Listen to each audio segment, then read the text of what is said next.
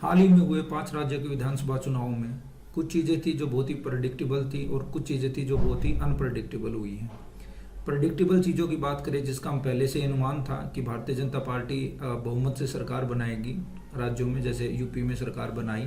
लेकिन जो अप्रत्याशित घटना हुई है वो ये हुई है कि आम आदमी पार्टी ने न केवल पंजाब में अपने आप को एक क्षेत्रीय पार्टी के तौर पर उभारा है, एक राजकीय पार्टी के तौर पर उभारा, बल्कि अब कहीं ना कहीं आम आदमी पार्टी एक राष्ट्रीय पार्टी का दर्जा प्राप्त करने की रेस में भी शामिल हो गई है। ठीक है, तो आज के लेक्चर में हम लोग ये जानेंगे कि क्या सच में आम आदमी पार्टी इतनी एलिजिबल क्राइटेरिया को फुलफिल कर पा रही है कि वो एक नेशनल पार्टी का स्टेटस प्राप्त कर सके। तो चलिए, अभी हम लोग देख रहे हैं कि अभी 92 सीट्स पंजाब इलेक्शन में आम आदमी पार्टी ने अचीव किया। ये अपने आप में एक रिकॉर्ड है। ठीक है, अपने आप में एक रिकॉर्ड है। और इसके साथ ही आप लोग देखिएगा कि 2 सीटें भी गोवा में आम आदमी पार्टी ने अचीव की हैं। तो एकमात्र ऐसी पार्टी बन गई है, एकमात्र ऐसी क्षेत्रीय पार्टी जो 2 राज्यों में जिसकी सरकार है, 2 राज्यों में जिसकी सरकार है ना। तो इसका मतलब कि क्या अब आम आदमी पार्टी को नेशनल पार्टी का स्टेटस मिल जाना चाहिए या नहीं मिल जाना चाहिए। तो देखिए, कुछ भारतीय जो चुनाव आयोग है उसके द्वारा कुछ क्राइटेरिया फिक्स किए गए हैं जिसके आधार पर किसी भी पार्टी को आप नेशनल पार्टी, स्टेट पार्टी या रीजनल पार्टी के तौर पर उसमें को कैटेगराइज करते हैं। तो राष्ट्रीय पार्टी, नेशनल पार्टी की बात करें तो सबसे पहली बात है कि नेशनल पार्टी बनने के लिए आपको लोकसभा या राज्य विधानसभा चुनाव में किसी भी 4 या अधिक राज्यों में कुल वोट का, जितने भी वोट पड़े हैं उनका कम से कम 6% आपको हासिल करना होता है। दिल्ली की बात अब लोग करें तो दिल्ली में केजरीवाल की पार्टी जिन 54% वोट हासिल किए, पंजाब में आप लोग देखिए 42% वोट शेयर हासिल किया और गोवा में आपका 6.7% वोट हासिल किया। इसका मतलब क्या कि 3 स्टेटों में तो उसने जो चुनाव आयोग की जो कंडीशन है वो फुलफिल कर दी है, बट एक स्टेट में अभी भी बाकी है। इसलिए वर्तमान में क्या है कि आम आदमी पार्टी को नेशनल पार्टी का स्टेटस नहीं प्राप्त है। तो पहला मापदंड देख लिया आप लोगों ने। दूसरा देखिए कि एक राष्ट्रीय पार्टी को किसी भी राज्य या राज्यों से लोकसभा में कम से कम 4 सीटें जीतने की आवश्यकता होती है।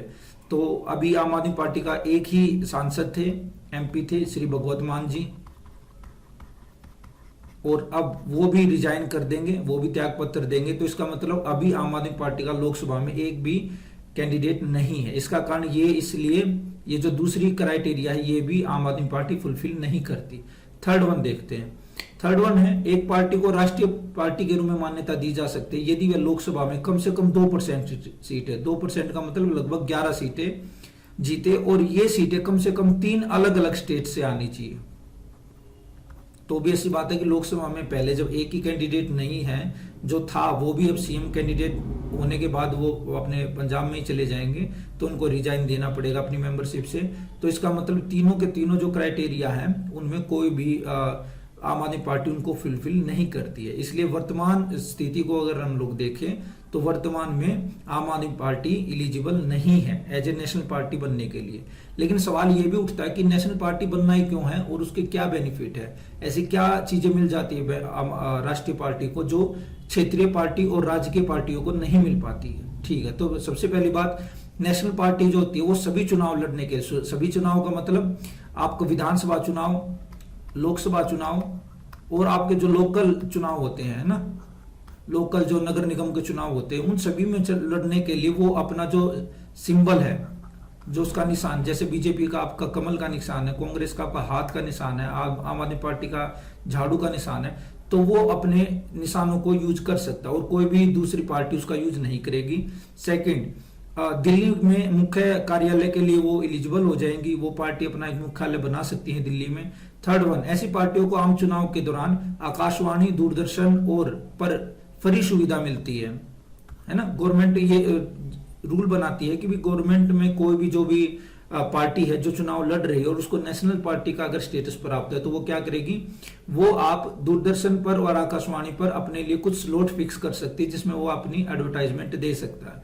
नेक्स्ट की बात करें तो एक मान्यता प्राप्त राष्ट्रीय दल आम चुनाव के दौरान 40 स्टार प्रचारकों को भी नॉमिनेट कर सकता है। क्षेत्रीय पार्टी ऐसा नहीं कर सकती, है ना। तो ये 4 थे। एक और ऐड ऑन करना चाहे तो आप लिख सकते हैं नंबर 5, अगर किसी पार्टी को नेशनल पार्टी का दर्जा दिया जाता है तो जब चुनाव की डेट आपकी घोषित होती है, चुनाव डेट जब घोषित होती है तो उसमें भी उन पार्टियों को पूछताछ की जाती है, उनसे सलाह ली जाती है कि ये जो डेट है क्या इनमें आप सेटिस्फाई हो कि हम इसमें इलेक्शन कंडक्ट करा लें।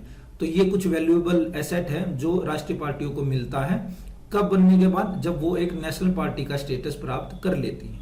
ठीक है, अब भारत में राष्ट्रीय दल की बात करें तो भारत में राष्ट्रीय दल की संख्या कितनी है? 8 है। भारतीय जनता पार्टी, उसके बाद है आपकी कम्युनिस्ट पार्टी, उसके बाद है आपकी सर्व भारतीय तृणमूल कांग्रेस जो ममता बनर्जी जी की है, भारतीय राष्ट्रीय कांग्रेस, उसके बाद आपका है भारतीय कम्युनिस्ट पार्टी, बहुजन समाजवाद पार्टी, राष्ट्रीय कांग्रेस पार्टी और नेशनल पीपल्स पार्टी। तो ये जो 8 पार्टियां वो भारत में नेशनल स्टेटस उनको दर्जा मिला हुआ है। ठीक है, अब इन राष्ट्रीय दलों के अगर हम निर्माण की बात करें, गठन की बात करें तो कांग्रेस 1885 में सबसे ओल्डेस्ट पार्टी है, उसके बाद कम्युनिस्ट पार्टी है 1925 में, उसके बाद मार्क्सवादी पार्टी 1964, भारतीय जनता पार्टी 1980, उसके बाद बसपा है आपकी 1984 मायावती जी की है, फिर उसके बाद आपकी 1998 में आपकी तृणमूल है, फिर नेशनल जो शरद पवार जी की है, और उसके बाद 2013 में आपका यहाँ पर आ जाती है तृणमूल कांग्रेस। ठीक है, तो ये सारी चीजें हैं आपके सामने जो रिप्रेजेंट की गई। आई होप आपको ये जो वीडियो है एक शॉर्ट वीडियो के तौर पर आपको इन्फॉर्मेटिव लगा होगा। तो आप लोगों से यही है कि आप इसको ज़्यादा ज़्यादा शेयर करें, आगे बढ़ाएं ताकि और भी लोग इससे लाभान्वित हो सके।